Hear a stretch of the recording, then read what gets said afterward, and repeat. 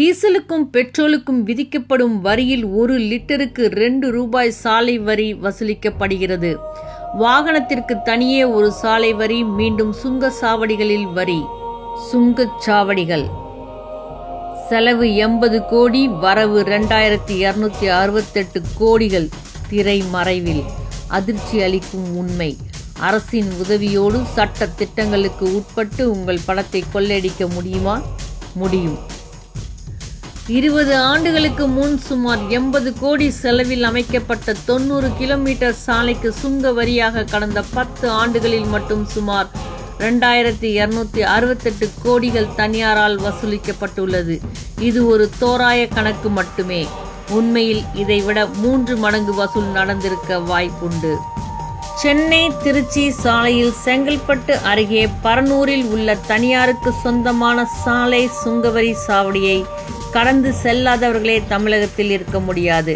அப்படி கடந்து சென்றவர்கள் சொந்த வாகனம் அல்லது பேருந்தில் என எப்படி சென்றிருந்தாலும் வரி செலுத்திதான் செல்ல வேண்டும்.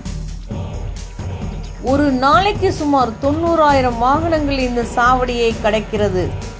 சிறிய வாகனத்திற்கு ரூபாய் 35, நடுத்தர சரக்கு வாகனத்திற்கு ரூபாய் 70, பேருந்து லாரி போன்றவற்றிற்கு ரூபாய் 110, கண்டெய்னர் போன்ற பெரிய சரக்கு வாகனத்திற்கு ரூபாய் 210 வசூலிக்கப்படுகிறது.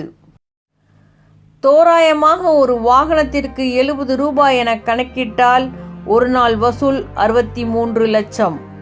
ஒரு மாத வசூல் 18 கோடியே 90 லட்சம். ஒரு வருட வசூல் 226 கோடியே 80 லட்சம். வெறும் 80 கோடியை முதலீடு செய்துவிட்டு தனியார் நிறுவனம் கடந்த 10 வருடத்தில் வசூல் செய்த பணத்தை கணக்கிட்டாலே 2268 கோடிகள். ஒரு சாலையில் இவ்வளவு என்றால் இந்தியா முழுவதும் எத்தனை லட்சம் கோடிகள் கொள்ளை நடக்கிறது? ஒரே சாலைக்கு பல முறை வரி செலுத்தும் அப்பாவிகளும் பல முறை வரி வசூலிக்கும் அயோக்கியர்களும் நிறைந்த நாடு இது. இது சுங்க வரியா அல்லது பகல் கொள்ளையா? இதை நாம் எதிர்க்க முடியாது. காரணம், தனியார் முதலீட்டை வரவேற்கும் அரசு செய்துள்ள ஒப்பந்தம் அப்படி. இந்தியாவில் தனியார் மற்றும் வெளிநாட்டு நிறுவனங்களை அரசு வரவேற்க காரணம் புரிகிறதா? அனைத்திலும் பங்கு. இதெல்லாம் நமக்கு ஒரு பிரச்சனையே இல்லை. நம்மிடம்தான் பணம் கொட்டி கிடக்கிறதே. சுங்கச்சாவடிக்கு அள்ளி கொடுக்க